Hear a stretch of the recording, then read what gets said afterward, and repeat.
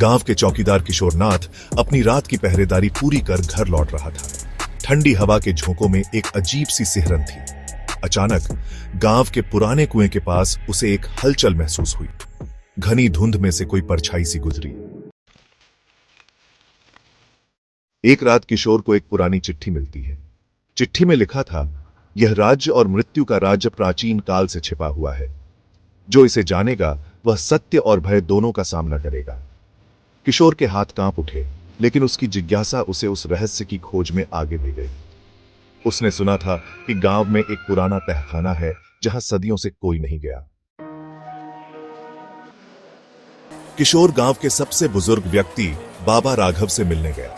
बाबा ने चेतावनी दी, जिसने भी उस चेंबर में जाने की कोशिश की वह कभी लौट कर नहीं आया। वहां काली हवाएं बसती हैं, लेकिन किशोर ने हार नहीं मानी। वह अकेले ही उस तहखाने की ओर बढ़ा। दरवाजा भारी था, लेकिन जैसे ही उसने उसे छुआ वह अपने आप खुल गया। अंदर का दृश्य भयावह था।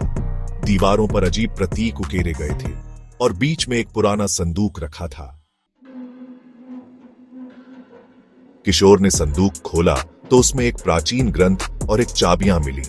ग्रंथ में लिखा था कि यह गांव एक पुराने अभिशाप से जकड़ा हुआ है, जिसे तोड़ने के लिए काली हवाओं के स्रोत तक पहुंचना होगा। तभी अचानक एक परछाई उसके पीछे आ खड़ी हुई। यह गांव की गुमशुदा लड़की माया थी, जिसे सब मरा हुआ समझते थे। माया ने बताया कि उसे इस रहस्य का कुछ पता था, लेकिन जब उसने इसे खोजने की कोशिश की तो वह इसी तहखाने में फंस गई थी।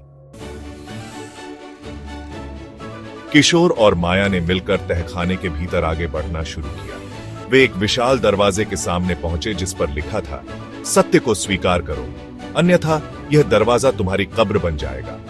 किशोर ने धीरे से दरवाजा खोला और वहां एक विशाल काली आंधी उनका इंतजार कर रही थी। आंधी से एक डरावनी आवाज गूंजी, तुम्हें वह देखना पड़ेगा जो इंसानों को नहीं देखना चाहिए। दरवाजा खुलते ही किशोर और माया एक अजीब दुनिया में पहुंच गए। वहां हर जगह धुंध थी और हवाओं में अजीब सी फुसफुसाहट थी। चारों ओर काले परछाइयों जैसे भूत मंडरा रहे थे। उनमें से एक आगे आया और कहा, तुमने हमें जगाया है, अब तुम्हें हमारे सवालों का जवाब देना होगा।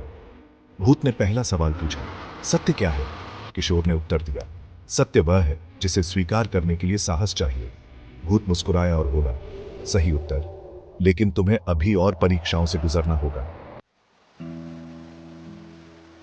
किशोर और माया को आगे बढ़ने के लिए एक गुफा पार करनी थी, जहां पिशाच रहते थे। गुफा में घुसते ही उन्होंने देखा कि वहां कई कंकाल पड़े थे और हवा में एक अजीब गंध थी। अचानक एक विशाल पिशाच उन पर झपटा। माया ने जल्दी से ग्रंथ से एक मंत्र पढ़ा, जिससे पिशाच की शक्ति कमजोर हो गई। किशोर ने चाबियों से पास का दरवाजा खोला, जिससे एक रोशनी निकली और पिशाच जलकर राख हो गया।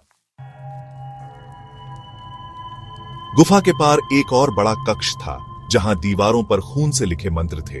उन मंत्रों को पढ़ते ही किशोर को एहसास हुआ कि यह श्राप अभी पूरी तरह समाप्त नहीं हुआ था। शिला पर लिखा था, जो सत्य तक पहुंचेगा वही इसकी अंतिम कड़ी को तोड़ सकेगा।